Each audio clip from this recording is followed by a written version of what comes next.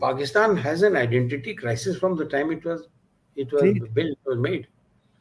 It doesn't know. I mean, we can't say openly that yes, we are all Hindus in our history. Our background is all India. We're all Indians, before 1940. They can't say. They just can't digest this. And point is that why did Bangladesh separated from Pakistan? East Pakistan, why did it separate? They were all Islamist, isn't it? The issue was that the West always looked at these Pakistani as ex-Hindu, more inclined to Hinduism than to Islam. And they always said, that they are much closer to main issue was language. Main issue was language because they wanted Bengali as the language number one in East Pakistan. They said no, it will be Arabic, it will be Urdu. These guys say sorry, we don't read Urdu. We can speak, but we don't read. We don't write. Our script is Bengali. So that is where it started from. And then, of course, they had a martial law. They had bloody Yahya Khan and all that chaps, and rape, murder, and all that. So they have a absolute hatred for them. The Bangladeshis. The only common factor is the Jamaat Islamia. The Jamaat of Pakistan and Jamaat of Bangladesh are as close as they were. I don't know if you're aware, the Jamaat of Bangladesh did not want independence. It wanted to remain with West Pakistan. नहीं वो Even पाकि now, even now. नहीं And उस partition के समय में जो मुसलमान थे पाकिस्तान में, दे डिडंट वांट पाकिस्तान. वो तो इंडियन मुस्लिम्स वांटेड पाकिस्तान, जो आज के इंडियन है. but here in Bangladesh, they didn't want to. East Pakistan didn't. The Jamaat didn't want to get away from Pakistan, from West Pakistan. Now, what has happened that in this 10, 15 years of Madam Shekhar Sinha's kingdom, she was a little bit. I believe that she had lost a little bit of ground swelling, understanding. And Jamaat has penetrated large sections of society all across Bangladesh. And mind you, Jamaat is not a political party in Bangladesh. Yet the penetration in the society is more than 50%. Okay? आपका एक interview था, काफी famous हुआ है, अभी recently आपने दिया था. मैं नाम नहीं लूंगा उस चैनल का, लेकिन बड़े अच्छा इंटरव्यू दिया आपने. और उस पे मेरा टॉपिक निकल के आया ऑपरेशन पराक्रम, जिसपे आपने उधर हल्का सा बोला था. I will do a Right. Total series on operation पराक्रम, क्योंकि मुझे I love that what it spoke. Sure. मैं थोड़ा टॉपिक चेंज कर रहा हूँ, दर्शकों का उस एरिया में भी क्वेश्चन है बहुत सारे. जी जी. अभी भारत में राफेल 26 राफेल की बात हो रही है, मरीन्स. और मेरे को लग रहा है किसी ने न्यूज, ये सब डील सारी बिहाइंड द सीन होती हैं, तो वी डोंट नो. तो क्या आपको लगता है कि कब तक ये राफेल एम भारतीय नेवी में आएंगे? What do you see the timeline? See, I don't know how the contract is yet to be inked and the money is yet to be uh, earmarked. But aircraft take quite some time to be built. It may happen that the French Navy may convert the Indian pilots and train the Indian technicians, and they may lease some of their aircraft till such time the new ones come. They always done, it's a done thing. In the arms sale, etc., where the gestation period is long, it is generally done that country which has it, which is selling it, if they got some of those aircraft, maybe they will give, depending upon what is there holding, 6 of them, 10 of them, they will give it to the country, and they will then, so it's quite a, so it is quite possible that that may happen, and let's see how it works out. Let's see how it works out. So I have a feeling that its own aircraft which is being manufactured, it might take 3 4 years, I guess, at least. But in the meantime, if the deal is signed and our pilots go, our engineers go, and they are being trained by the French, then French may lease some of these aircraft for Indian Navy to fly, so that here doesn't come to halt. You might as well start inducting these pilots into the Rafale. That's the So I would think its own aircraft 3 4 years, but nothing stops France from leasing it to India after they have trained our chaps, both the Yes. engineers and they will also work out how will the logistic chain work. So those are the things which will be sorted out in the big contract. Always the case. I know I had handled the Sea Harrier project. I recall that how what things are they form to make the contract. They are very detailed documents, very detailed. Uh, in जैसे Indian Navy is the smallest part of the Indian Armed Forces, but the most important now, most important, क्योंकि सारे जो आक्रमण हो रहे हैं, the disturbance areas are all coming from sea. 26/11 also happened through sea. और I think मेरे को ऐसा लगता है कि India will have to position its forces to up to Mediterranean in future, क्योंकि the uncertainty in Europe and uncertainty in America will require India to start the defense planning from Mediterranean or Cape of Good Hope, uh, from there right till Australian shores. और मुझे लगता नहीं है कि अगर waste collapse होगा तो Australia बचा रहेगा. Australian economy is totally dependent on American dollar. तो how do you foresee that scenario? My sense is that India will, while they will factor the entire Indo-Pacific as far as knowledge as to who's where and what is happening, it may limit itself as far as the hot action is concerned to Indian Ocean. And when I say Indian Ocean, it comes from the Cape of Good Hope and from the east coast of Africa right up to the west coast of Indonesia. Beyond that, I suspect that the assets that are available or assets which are being created may not be adequate to have all this together. Though the theater commands which are coming up, they will have fairly more assets in their hand, and it will be joint assets, Air Force, ISR, Air Force, aircraft also, the army units, which can be, they can be landed by paradropped and Marine Brigade will be is already there. We already have more than one regiment. So these things can happen for an emergency.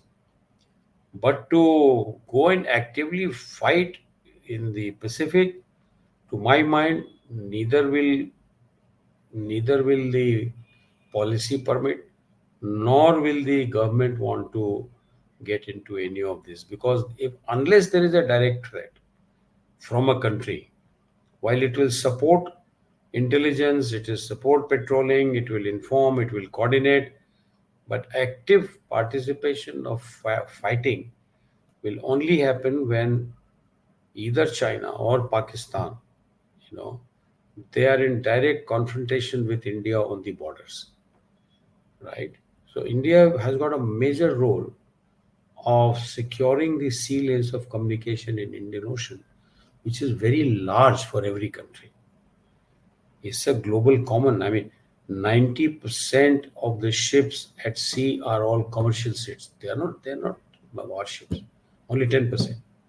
So to protect the trade of all countries, right? In fact, we are even given protection to Chinese ships. We are given protection to Pakistani ships. The when the hijacking was going on, and we secured some of the ships, helped it from preventing it from hijacking. Some of the crew were Pakistani. We bailed them out and we sent them to Pakistan. So that is the humanitarian part. What is called the human assistance at sea. The the regulation. One is a rule of engagement with a belligerent country. The belligerent country has to be declared by the government. Navy can't just go around shooting just like the army does. No. Navy cannot attack another warship unless officially it has been declared that so and so country is belligerent, and all their ships and submarines and aircraft are to be treated as adversary. It has to be written in those many lines, because the world law not only rules of engagement, but the seafarers also have to abide by the International Maritime Organization rules. They are not laws, but they are rules. because every seafarer has the right of innocent passage, right? When you say innocent passage, it means that merchant ships carrying trade can actually go through your territorial water also. Warships, legally, yes, but some countries have said no. So that country specific, China and India do not permit. That's one place where both of us have got same rule. That the territorial waters, these two countries, because the UNCLOS very clearly says that these are the rules. However, the coastal country, meaning that country whose sea it belongs to, they have right to form their own rules for their own security. So under that exception, China has this that sorry, no warship is to enter territorial water without prior approval. In fact, even if they are going through contiguous zone, which is 24 nautical miles, they have to take prior clearance. If there are submarines of that country, any other country, transiting through contiguous zone, they cannot do it underwater. They have to be on surface and flying the flag of the country to which they belong. Otherwise, the coastal country, the home country, has got the right to force them to surface, and if they don't surface, they are permitted to attack them, even in peacetime. So the rules are very clear. But as I said, everybody has right to innocent passage in peacetime. Except India and China do not permit warships to exercise that in their own territorial waters and not without clearance even in the contiguous zone. So that is where we slightly not differ. It is a derivative from the UNCLOS because there is a provision for having the rules. Laws and rules, there is a difference. Okay, laws are ones which is signed by the convention. Rules are something which the state has made because it has to be in line with the state's own laws. The like we have the penal code now, of course it is called some Nyaya Sanghita or something, penal code and criminal code, which is applicable to any offense committed right up to the territorial water limit, which is 12 nautical miles, meaning that it is about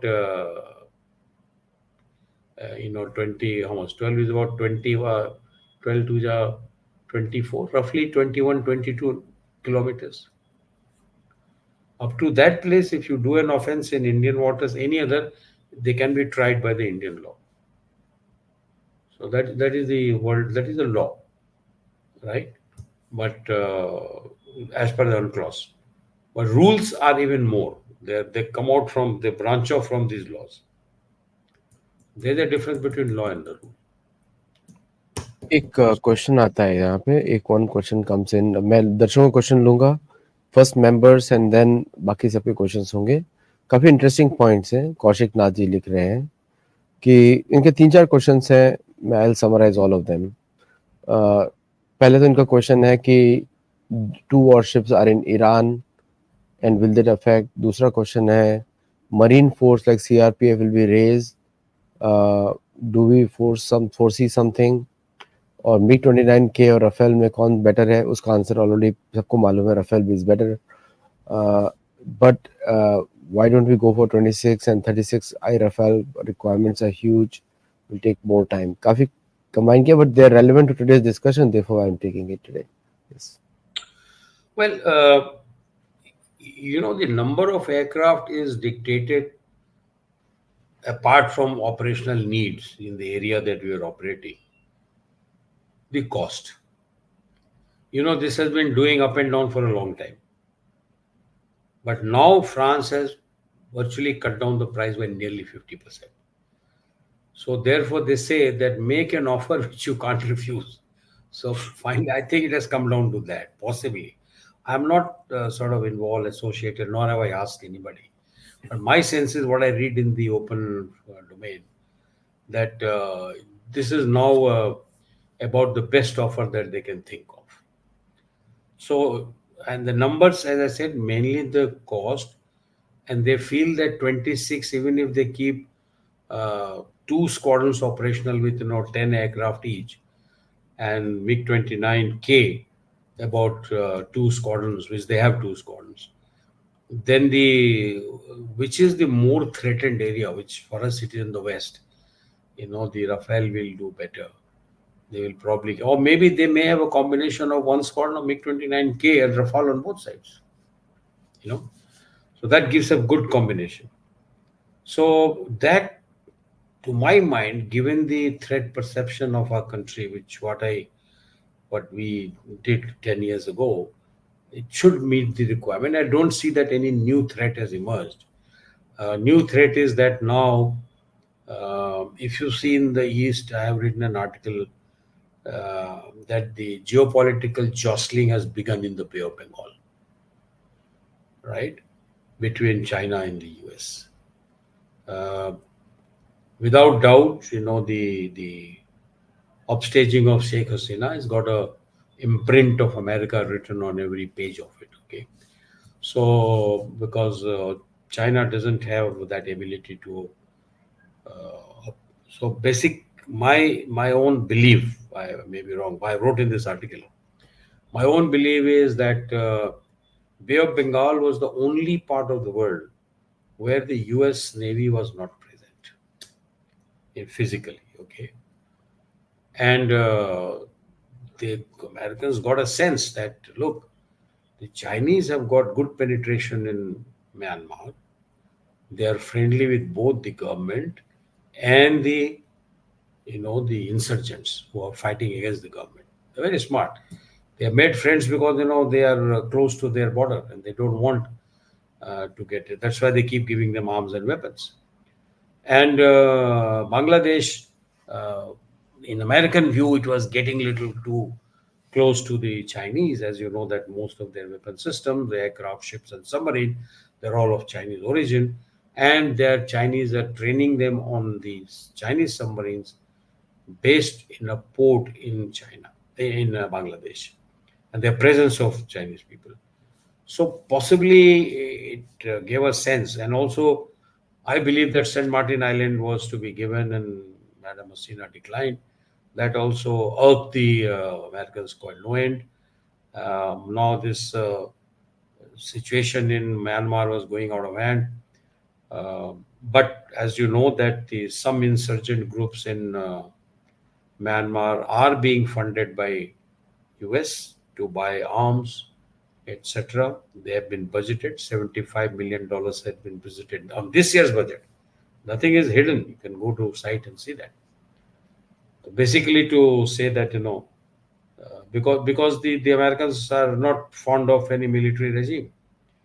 But I won't say that. I will take it with a pinch of salt because Americans will wherever it suits them. They're dealt with very Pakistan for so many years. They're dealing with so many non-democratic countries in the Gulf for so many years. So this is all this is the democracy and women rights. These are all just to punish somebody else. So we understand that, and that's why nobody takes it very seriously. Actually, So mm, yeah, so because this feeling, and that is why America was of the view that it should be present in Bay of Bengal. Otherwise, the Chinese influence will increase. It is already increasing. So I would think that because the day the ambassador came back from DC to Dhaka, all this drama started, right? And and it was very clear that finally they installed a government with a very political nobody who lived in America all his life as the chief advisor, and entire government. There's no Awami guy. All the advisors are military backed. They are all military or Jamaat Islam. So it has got US written on very every page of it. So we don't know because see that now what has happened, the foreign policy has become uncertain. All the progress is gone, the industry is dead. Uh, they started killing Hindus. There was a total chaos in that country. And Jamaat is, you see, now the BNP wants election very quickly. Why? They feel that they are the only political alternate and they will win. Nobody will vote for Awami. But Jamaat doesn't want it because it's not a political party. It wants to penetrate even further and then become a political party. And then they can beat BNP because BNP and Jamaat are not friends, by the way. I mean, they're friend of convenience. So it will all depend on when does US want this to happen. And I believe it will take 2-3 years. The US has understood.